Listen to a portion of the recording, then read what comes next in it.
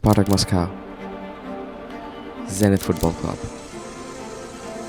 Russian footballing giants, European footballing giants. Looking at the history of Europe, seeing these clubs tearing apart European competition is common. Or in Jose Mourinho's word, this is football heritage. However, recently, these teams are getting known for something other than football. The word that has become most associated with these footballing giants is funny. I do. They're very popular on Twitter. They post super funny stuff and I like interacting with them. They came to my FYP and TikTok and I started watching their videos and then I followed them because they were so funny.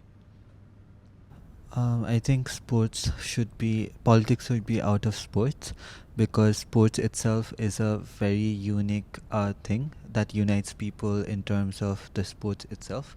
So including politics, I guess, doesn't make sense. No, I don't support including politics in sports. Well, I understand the political context of this, but I think they should be back. Judging their content on Twitter, I think they'd be a very fun team to be on the whole match. So I think they should be back. If you feel the same way as them, I don't blame you. But let's take it a level further. On 24th February, Russia launched an attack on Ukraine, and the international communities were quick to respond, including two of these bodies. FIFA and UEFA will quickly ban Russia and Russian football clubs from international and European tournaments. This has a huge impact on Russian economy because football alone brings this country more than $130 million in revenues, and out of those $130 million, more than 70 million comes from participating in European tournaments like UEFA Champions League or the Europa League. Furthermore, Russian-owned firms like Gazprom and Russian billionaires like Roman Abramovich, the owner of Chelsea Football Club, make a lot of money from European football. So when football met Russia with resistance, they lost a lot of money. However, this is slowly dying. Recently, Ukraine asked for FIFA to sanction Iraq from participating in World Cup because they were arms dealing with Russia. However, the world met Ukraine with resistance this time around, with words like football should not be involved with politics. Football is a sport of fans and it normalizes inclusion. But why does Russia need normalization all of a sudden? It's because winter is coming. If you have gone outside recently, you've realized that temperatures everywhere are falling. Ukraine during winter has an average temperature between -4 and 2 degrees Celsius.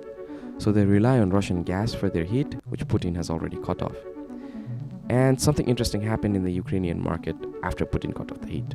Similar to how toilet papers vanished during COVID, electric heaters are to be found nowhere in Ukrainian shops. The citizens are getting ready to survive the winter, and in an off chance it seems impossible, they will have to negotiate with Russia and give Putin whatever amount of land Russia has annexed until now and abide by any crazy demands that he might have. But this doesn't mean Russia wins the war, because they have been isolated from the community as villains. They have to come back and they have to integrate into society if they want to win the war.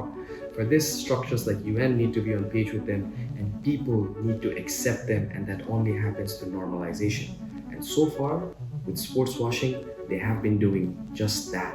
So when the winter rolls around and if things go according to their plan, they can win the war and be back in the community. It's very confusing. I didn't look at sport washing like this, but I still think that sport itself is a huge thing and politics should stay out. But it's very conflicting, I'd say.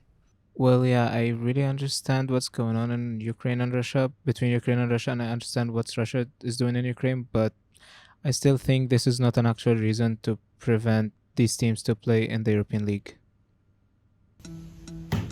So, if you think that I was trying to change their mind and I failed, I would encourage you to think again. I didn't fail. Russia is just succeeding.